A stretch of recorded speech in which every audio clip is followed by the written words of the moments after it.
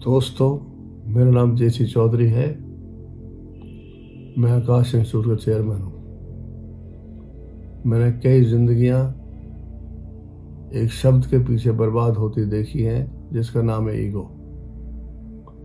ये 3 अल्फ़ाबेट का बना हुआ वर्ड EGO कई जिंदगियों को बर्बाद कर देता है। ईगो है क्या चीज़?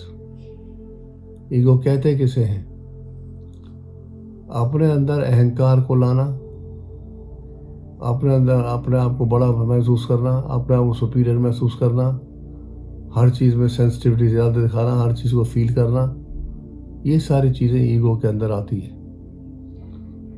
मैं समझता हूँ ईगो करने वाले व्यक्तियों को मिलता क्या है, अल्टीमेटली उनको क्या लाभ होता है। मैंने तो ये देखा है कि ईगो से ज़िंदगियाँ नाश होती हैं, जहर भर जाता है ज़िंदगी के अंदर, वैनम घुल जाता है ज़िंदगी के अंदर और सारी ज़िंदगियाँ नष्ट हो जाती है।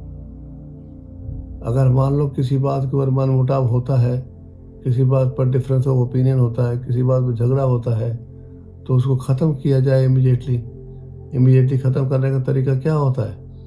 I am sorry. अब सॉरी पहले कौन बोलेगा, इसी बात पे ही मामला अटक जाता है। अरे भाई, अगर तुम बोल दोगे तो छोटे नहीं हो जाओगे, वो बोल देंगे तो छोटे नहीं हो जाएंगे। ज़िंदगी तो हमारी है, जीनी हमने है, किसी दूसरे ने तो नहीं जीनी है। तो इसलिए सॉरी बोलने में क्या जाता है? कोई भी ज़रा सी चीज़ होती है उसको अप्रिशिएट कर दिया जाए, किसी बात पर सॉरी बोल दिया जाए, किसी बात पर खुश शुरुआत कर दी जाए। तो ये छोटी छोटी बातें होती हैं जिनसे हम अपनी लाइफ के अंदर ईगो को हटा सकते हैं। कोई ईगो बड़ी बातों से नहीं होती है। मान लीजिए वाइफ कहती है कि मैं शादी के लिए तैयार हो गई थी कल और आपने मुझे एक बार भी प्रेज़ नहीं किया, अप्रिशिएट नहीं किया। अब इसी बात के ऊपर ही दिमाग ख़राब हो गया, इसी बात पे झगड़ा शुरू हो गया। बताओ, ये कोई झगड़े की बात है? तो आदमी को समझ में आता है कि हाँ भाई, अगर इसको बुरा लगा है इस चीज़ का, मैं अप्रिशिएट नहीं कर पाया, तो सॉरी बोल दो, काम ख़त्म करो। तो हमेशा ही कोई ना कोई चीज़ जो होती है वो लाइफ के अंदर सीखने की होती है।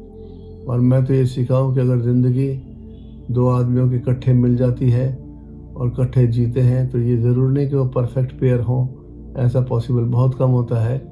हमें कई समय पर एडजस्टमेंट लाइफ में करनी पड़ती है, और ये एडजस्टमेंट ही होती है जब ये हम सॉरी बोलते हैं या कुछ कहते हैं।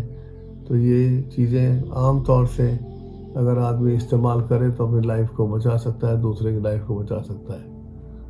तो ईगो ज़िंदगी का एक वो पहलू है जो कि इंसान की अच्छी भली ज़िंदगी को ख़त्म कर देता है, और बाद में फिर आदमी सारी उम्र पछताता है, तब तक काफ़ी लेट हो गया होता है। तो जब कभी आपस में किसी बात के ऊपर डिफरेंस ऑफ ओपिनियन हो, तो उसमें पहल करने में हमेशा ही आगे रहना चाहिए। ये नहीं सोचना चाहिए कि पहले मुझे ये सॉरी फील करें, गलती इसकी थी, इसको सॉरी फील करना चाहिए। अगर आप भी सॉरी फील कर लेंगे तो आपका क्या घिस जाएगा? कुछ भी नहीं घिसेगा किसी का भी नहीं। तो ये समझने वाली बात है, सोचने वाली बात है। और इतनी छोटी सी बात को भी हम लोग नहीं समझ पाते हैं। बहुत बड़ी बड़ी किताबें पढ़ लेते हैं, बहुत बड़े भाषण सुन लेते हैं। इनका फ़ायदा क्या है? अगर आपके अंदर बहुत नॉलेज है, आप बहुत बड़े ज्ञाता हैं और आपको दुनिया भर के हर टॉपिक पर डिस्कशन करने की हैबिट है, लेकिन इतनी हैबिट नहीं है किसी को कि हम सॉरी बोल दें, पहल हम शुरू कर दें, ये चीज़ें नहीं है, तो वो सारी चीज़ें बेकार हैं।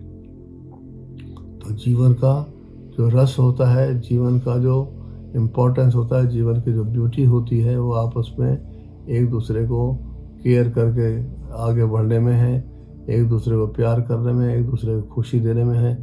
और समय समय पर कुछ ना कुछ उनको अप्रिसिएशंस करते रहना चाहिए, जिससे कि दोनों ही एक दूसरे को खुशी दे सकें। तो लाइफ में हमें ये बहुत ही ज़्यादा केयरफुली तो चलना है कि हमने ईगो को बीच में नहीं आने देना, और इस ईगो को हमारे प्यार के अंदर रास्ता रुकावट नहीं बनने देना है।